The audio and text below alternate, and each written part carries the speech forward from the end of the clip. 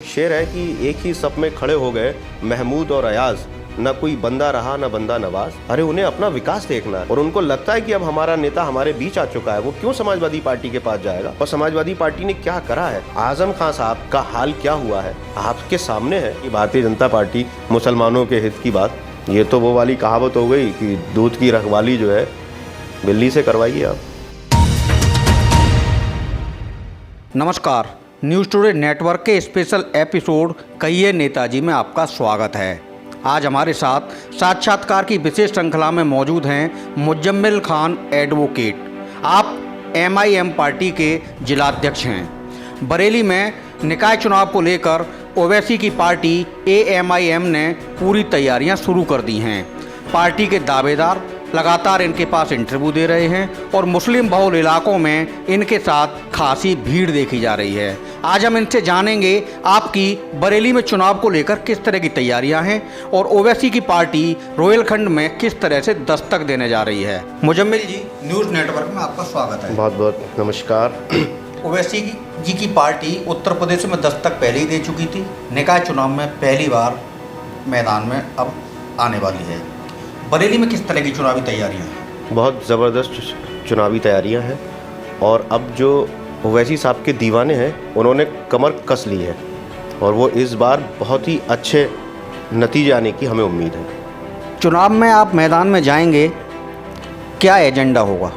ये एजेंडा तो साफ है, महंगाई है, बेरोज़गारी है, प्लस जो 27% मुसलमान जेलों में है उनकी कोई आवाज़, कोई सुनवाई, कोई बयान किसी भी सेकुलर पार्टी देने में हिचकिचा रही है। सरकार के स्तर से कहा जाता है कि जो अपराध करेगा वो जेल जाएगा, तो जेलों की क्या बात है? नहीं, अपराध नहीं, कुछ ऐसे हालात में कुछ लोगों को निर्दोष जेल में चले गए हैं, वो क्या वजह है? क्या और जो पार्टी जिन्हें मुसलमान वोट देता आया है, क्या उनकी जिम्मेदारी नहीं है कि मुसलमान के मसलों पर वो बोलें, खुलकर वो बोलें? क्यों नहीं बोलना चाहती हैं? जहाँ तक मुस्लिम मसाइल की बात होती है, बहुजन समाज पार्टी और ख़ास तौर पर समाजवादी पार्टी अभी तक पिछले लोकसभा चुनाव में जिस तरह से अल्पसंख्यक समाजवादी पार्टी के साथ लामबंद हुआ था, आपको क्या लगता है आपको निकाय चुनाव में कितना समर्थन हासिल होगा मुस्लिमों का? मुसलमान ने अब जो है ओवैसी साहब को अपना नेता मान चुका है और मुझे लगता है कि अब वो किसी के बहकावे में नहीं आएगा और वो अब ओवैसी साहब के साथ ही खड़ा होगा और इसका रिजल्ट आप देखिए, चुनाव नतीजे बहुत ही बेहतर होंगे।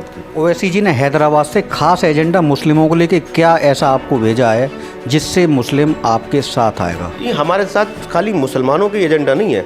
हमारे नेता राष्ट्रीय अध्यक्ष असदुद्दीन ओवैसी साहब गरीब, मजलूम, दलित, पिछड़े सबकी आवाज़ को बुलंद कर रहे हैं। जो लोग के साथ में कोई न्याय नहीं मिल पा रहा है, जिसे किसी तरह का कोई विकास नहीं मिल पा रहा है, तो ऐसे सारे लोगों की आवाज़ जो है वो हमारी पार्टी और हमारे नेता उठाते हैं और बहुत मजबूती के साथ उठाते हैं। उनका पूरा भाषण आप पार्लियामेंट का भी देखेंगे तो वो किसी एक विशेष समुदाय के लिए नहीं कि खाली मुसलमानों के लिए, लेकिन इस समय वो जो हमारे मुसलमानों के हालात हैं वो बहुत बद से बदतर है।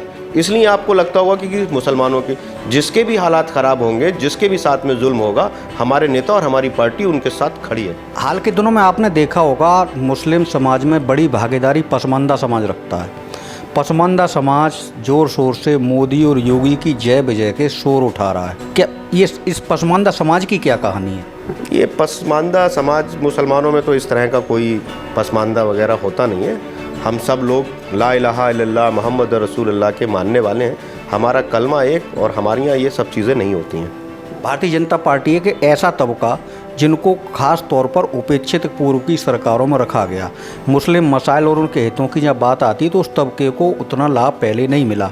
उनका फोकस अब ऐसे पसमानदा समाज पर है। नहीं, हमने आपको पहले बताया कि मुसलमानों में इस तरह का कोई कॉन्सेप्ट ही नहीं है। इस्लाम में जब आप देखेंगे, इस्लाम में किसी तरह का कोई कॉन्सेप्ट नहीं है। हमारे यहाँ तो यह है ना कि एक वो शेर है कि एक ही सप में खड़े हो गए महमूद और अयाज, न कोई बंदा रहा न बंदा नवाज। तो हमारे यहाँ तो इस तरह का कोई कॉन्सेप्ट है ही नहीं, तो हम इस तरह की बातों में उलझना नहीं चाहते हैं। शेर व शायरी बहुत खूब आपने बड़े अंदाज से अपनी बात हमें बताई। बरेली में मेयर चुनाव होने जा रहा है। पहली बार ओवैसी जी की पार्टी मेयर चुनाव के लिए किस तरह का प्रत्याशी सामने लाने जा रही है? नहीं, हमें तो जो अच्छी छवि होगी, जिसकी जो बहुत मजबूत होगा, और हमारे पास बहुत सारे आवेदन आए भी हैं, बहुत सारे मेयर के प्रत्याशी की जो दावेदारी रखते हैं उनसे हमारी बातचीत भी चल रही है और बहुत अच्छा चेहरा आपके सामने आएगा। अभी तक देखा जा रहा है कि भारतीय जनता पार्टी के ऐलान की तरफ भाजपा का ऐलान जब होगा तो समाजवादी पार्टी और बसपा, कांग्रेस और अब AMIM भी उसमें उसी कतार में शामिल है। भाजपा के ऐलान की तरफ सबकी निगाहें क्यों हैं? नहीं, ऐसा नहीं है, हमारी निगाहें भाजपा के ऐलान की नहीं। हमारा तो यह है कि जैसे ही शासन प्रशासन और सरकार चुनाव की घोषणा करेगी, हम भी तुरंत ही अपने प्रत्याशियों की घोषणा कर देंगे। अच्छा, सिर्फ मेयर चुनाव में या नगर पंचायत नगर पालिकाओं को?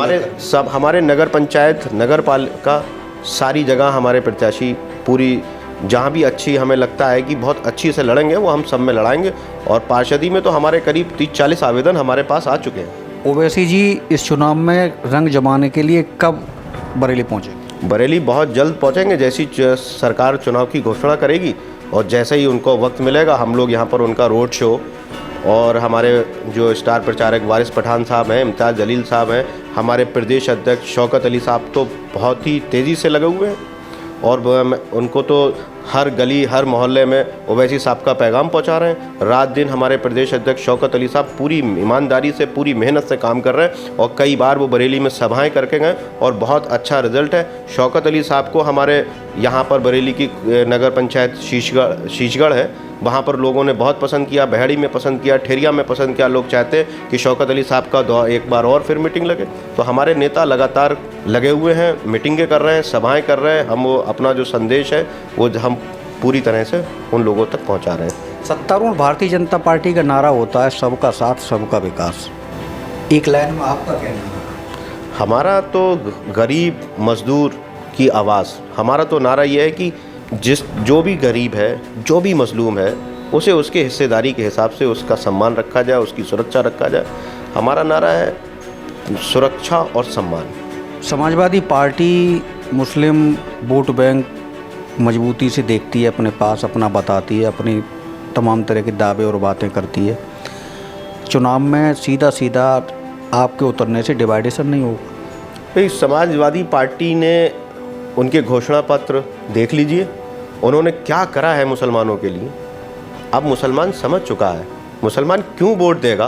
क्या मुसलमानों ने भारतीय जनता पार्टी को हराने के नाम पे वोट देना है क्या? अरे, उन्हें अपना विकास देखना है, और उनको लगता है कि अब हमारा नेता हमारे बीच आ चुका है, वो क्यों समाजवादी पार्टी के पास जाएगा। और समाजवादी पार्टी ने क्या करा है, आज़म खान साहब का हाल क्या हुआ है आपके सामने है, आप मीडिया वाले हैं, देख लीजिए ना क्या कर रही है समाजवादी पार्टी। समाजवादी पार्टी चाहती है कि मुसलमानों की क़यादत उत्तर प्रदेश के अंदर मजबूत ना हो, सिर्फ समाजवादी पार्टी यही चाहती है। वो चाहती नहीं कि कोई मुसलमानों का कोई नेता बने। अगर कोई मुसलमानों के नेता थे तो उन्हें भी उनके साथ क्या व्यवहार हुआ। 27 महीने से जेल में आज़म खान साहब का इंटरव्यू देखिए, उनको देखिए कि उन्होंने किसे कमरों में बंद रखा गया, कितना जेल में जुल्म हुआ। क्या समाजवादी पार्टी ने एक भी आंदोलन किया है आज़म खान साहब के लिए?